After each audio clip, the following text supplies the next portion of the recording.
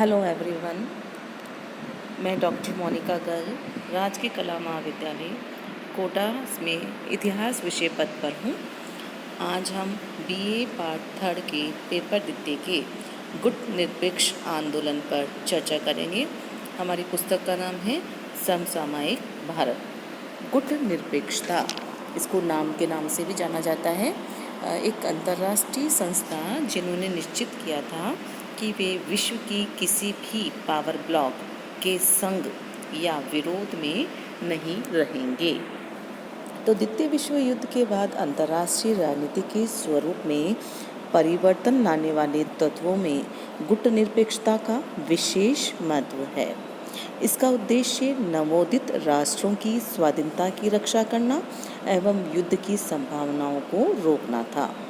इसके उदय के पीछे मूल धारणा यह थी कि साम्राज्यवाद और उपनिवेशवाद से मुक्ति पाने वाले देशों को शक्तिशाली गुटों से अलग रखकर उनकी स्वतंत्रता को सुरक्षित रखा जाए। आज एशिया, अफ्रीका, लैटिन अमेरिका के अधिकांश देश गुट निरपेक्ष होने का दावा करने लगे हैं। 1961 के बेलग्रेड शिखर सम्मेलन में भाग लेने वाले इन गुट निरपेक्ष सदस्यों की संख्या थी 25 और आज हो गई है 120। तेहरान में आयोजित 16वें गुट निरपेक्ष शिखर सम्मेलन में जो 2012 में हुआ था 331 अगस्त को, इस अवसर पर जिस आंदोलन के सदस्यों की देशों की संख्या थी 120। वर्तमान आंदोलन में 120 सदस्य देश हैं, 17 पर्यवेक्षक देश हैं और 10 पर्यवेक्षक संगठन इसमें शामिल हैं। अब इसके सदस्यों में हम देखेंगे इसकी स्थापना की तारीख व जगह 1961 इसकी तारीख है स्थापना की, और बेलग्रेड सर्बिया में इसकी स्थापना हुई थी। इसका मुख्यालय है जकार्ता, इंडोनेशिया। इसके संस्थापक में भारत की जवाहरलाल नेहरू, राष्ट्रपति Gamal Abdel Nasser, Marshal Tito, Kwame Nkrumah, doctor Sukarno ये थे। और इनका जो उद्देश्य था यही था कि राष्ट्रीय स्वतंत्रता, सार्वभौमिकता, क्षेत्रीय एकता एवं सुरक्षा को उनके साम्राज्यवाद, औपनिवेशिकवाद, जातिवाद, रंगभेद एवं विदेशी आक्रमण, सैन्य अधिकरण आदि मामलों के विरुद्ध उनके युद्ध के दौरान सुनिश्चित करना है। इसके साथ ही पक्ष या विरोध में न रहकर निष्पक्ष रहना है। आगे समझ में, मतलब तटस्थ रहना है, निष्पक्ष रहना है, या हम ये कह सकते हैं कि तीसरी शक्ति भी इसको हम कह सकते हैं, गुटों से अलग रहने की नीति अर्थात गुट निरपेक्षता एशिया के नवजागरण की प्रमुख विशेषता थी। वास्तव में शीत युद्ध की राजनीतिक ध्रुवीकरण ने गुट निरपेक्षता की समझ तैयार करने में एक उत्प्रेरक का कार्य किया है। लंबे औपनिवेशिक आधिपत्य से स्वतंत्र होने के लंबे संघर्ष के बाद किसी दूसरे आधिपत्य को स्वीकार कर लेना नवोदित राष्ट्रों के लिए एक असुविधाजनक स्थिति थी। अंतर्राष्ट्रीय राजनीति में एक ऐसी भूमिका की वे तलाश में थे जो आत्मसम्मान और क्षमता के अनुरूप हो। क्षमता स्तर पर किसी एक राष्ट्र के लिए ऐसी स्वतंत्र भूमिका अर्जित कर पाना एक भागीरथी प्रयत्न होता है। इसकी संभावना भी अत्यधिक संदिग्ध बनती है। अतः आत्मसम्मान की एक अंतर्राष्ट्रीय भूमिका के लिए सामूहिक पहल न सिर्फ वांछित थी अपितु आवश्यक भी थी। स्वतंत्र और सामूहिकता की इस मानसिकता ने गुट निरपेक्षता की नींव रखी। इस प्रक्रिया को शीत युद्ध के तात्कालिक राजनीतिक वातावरण ने भी गति प्रदान की। अब इसके बाद हम इसमें देखेंगे कि गुट निरपेक्षता को प्रोत्साहन देने वाले कारक कौन कौन से हैं। कोई भी देश अंतर्राष्ट्रीय मामलों में गुट निरपेक्षता क्यों अपनाता है? द्वितीय महायुद्ध के पश्चात गुट निरपेक्षता के अभ्युदय के लिए क्या क्या कारण उत्तरदायी थे, इस पर हम आज चर्चा करेंगे। जैसे पहला पॉइंट था हमारा शीत युद्ध। द्वितीय महायुद्ध के पश्चात अमेरिका और सोवियत संघ जैसी महाशक्तियों में गंभीर मतभेद प्रकट हुए। दोनों ही पक्षों में तीव्र तनाव, वैमनस्य और मतभेदों की इतनी विषम परिस्थितियाँ उत्पन्न हो गई कि वे परस्पर एक दूसरे के विरुद्ध कटु आरोप लगाने लगे, या ये कहना उचित होगा कि बारूद के गोले व गोलियों से लड़े जाने वाले सशस्त्र सैनिक संघर्ष के न होते हुए भी कागज के गोले और अखबारों से लड़ा जाने वाला परस्पर विरोधी राजनीतिक प्रचार का संग्राम छिड़ गया।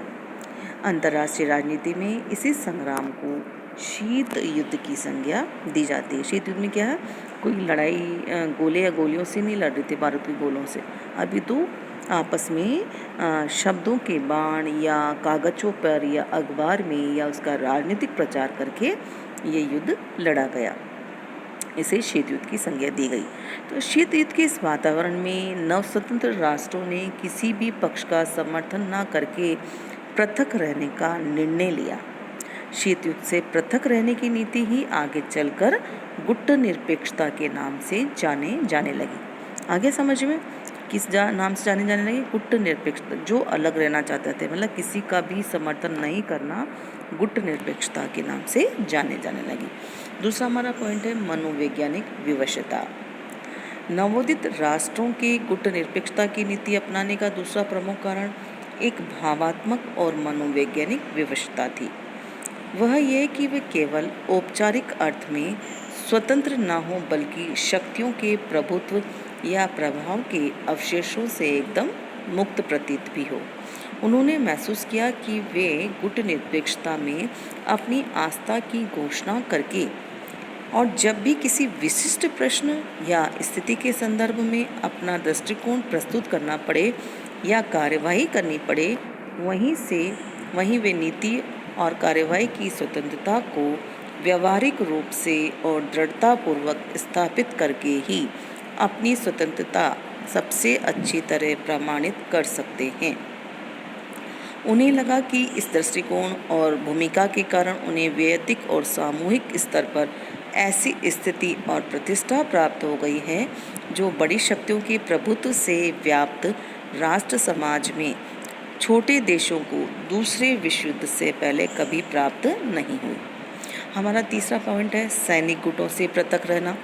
1945 के पश्चात ही संसार दो गुटों में विभाजित हो चुका था। 1945 की कालावधि में एशिया, अफ्रीका के अनेक राष्ट्र स्वतंत्र हो गए थे और ये सभी शोषित और गरीब देश थे और इनको संभलने के लिए इनको समय की आवश्यकता थी।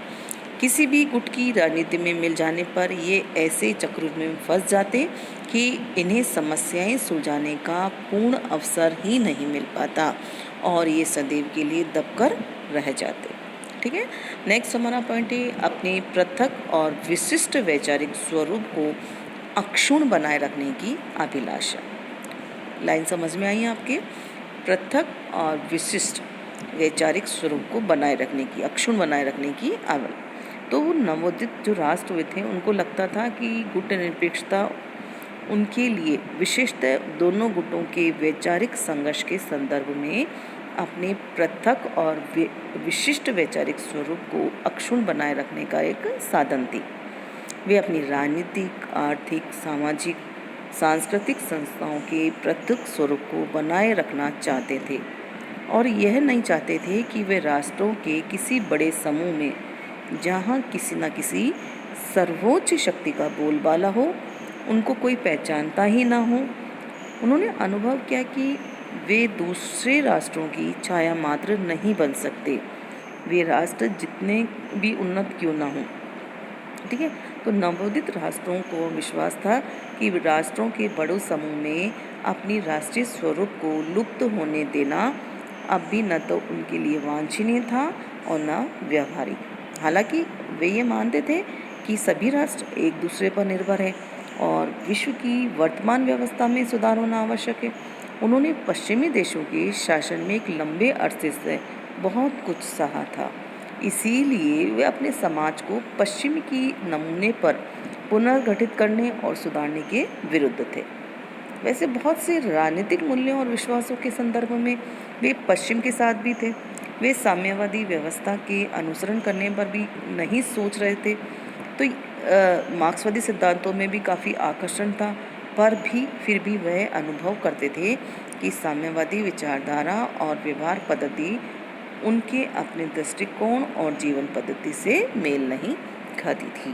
तो ये था हमारा अपना पॉइंट कि जो छोटे राज्य थे, जो नव स्वतंत्र राज्य थे, वे अपने आप को अक्षुण्ण बनाए रखना चाहते थे, अपनी विचारधाराओं को अक्षुण्ण बनाए रखना चाहते थे। नेक्स्ट हमारा पॉइंट है स्वतंत्र विदेश नीति के संचालन की अभिलाषा। नवोदित एशिया और अफ्रीका के राष्ट्र गुटनिरपेक्षता नीति के माध्यम से अपने को स्वतंत्र शक्ति के रूप में स्थापित करना चाहते थे। गुटनिरपेक्षता की विदेश नीति के फलस्वरूप आज ये किसी बड़ी शक्ति के उपग्रह मात्र की स्थिति में नहीं है और न ही दूसरों के संकेत पर नाचने के लिए बाध्य है। ठीक है, आर्थिक कारक भी थे गुटनिरपेक्षता का। सभी गुटनिरपेक्ष देश आर्थिक दृष्टि से पिछड़े हुए थे और अभी भी हैं, उनका रहन सहन का स्तर भी नीचे है। तो उनकी जो विदेश नीति का प्रमुख जो ध्येय था वो क्या था? आर्थिक स्थिति को बढ़ाना।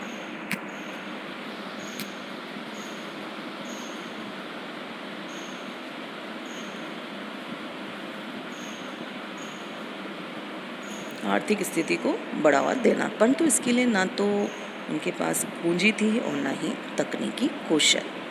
अतः उन्होंने अपनी वैदेशिक अर्थनीतियों को ऐसा मोड़ दिया कि उन्हें जो चीज़ें कोई शर्त रखे बगैर जहाँ से मिल गई उन्होंने ले ली, क्योंकि उन्हें उनकी सख्त ज़रूरत थी।